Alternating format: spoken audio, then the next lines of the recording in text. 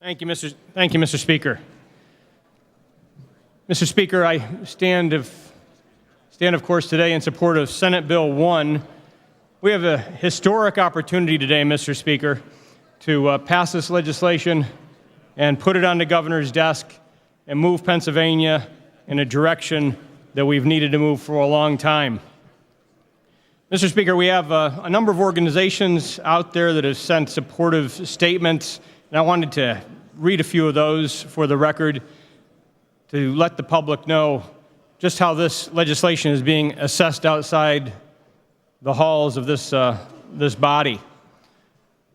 I think there's many of us that have been working on pension reform for a long time, and if we only needed one vote to move it in the direction that we've been advocating for, it would certainly be a lot easier. But we have a great accomplishment today in Senate Bill 1 and moving us in a much better direction for the people of Pennsylvania and for the pension systems that were created here so many years ago, Mr. Speaker. Mr. Speaker, the Pew Foundation says that their research indicates that this would be one of the most, if not the most, comprehensive and impactful reforms any state has implemented. They say that it would build upon previous legislation to achieve full funding of the state's pension system, lower costs, and significantly reduce risk for taxpayers and preserve a path to retirement for skilled public workers, Mr. Speaker.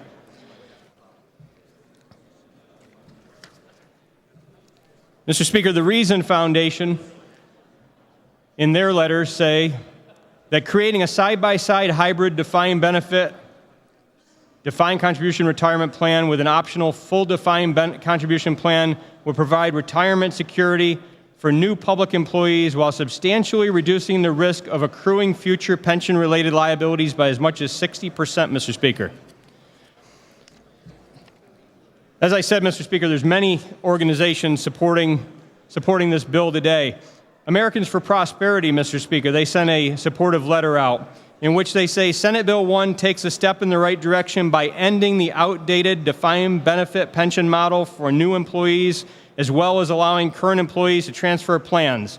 Instead, employees will be offered 3 different pension plans, 2 hybrids, and 1 defined contribution from which to choose, Mr. Speaker. Mr. Speaker, my personal objectives as we've been working on pension reform now for many years, my personal objectives on behalf of my constituents has been to move us in the direction of which the private sector moved many years ago, Mr. Speaker. Many years ago, when I had started back with DuPont back in the 1980s, we had a defined benefit plan, Mr. Speaker. But they moved us through the years that I worked at DuPont into a cash balance plan and a 401k plan, Mr. Speaker, to a defined contribution plan. Private sector has moved that direction many years ago because defined benefit plans just are not sustainable.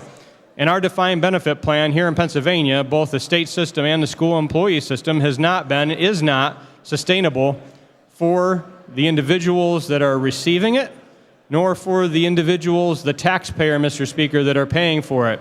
So my 2 objectives has been to move us in that private sector direction and to reduce the risk to Pennsylvania's taxpayers, Mr. Speaker. Senate Bill 1 achieves both of those objectives. We move in the direction of the private sector model by creating a hybrid along with a new defined contribution plan that new employees will be moving into or to the hybrid, and that current employees could choose to go into if they decided to, Mr. Speaker.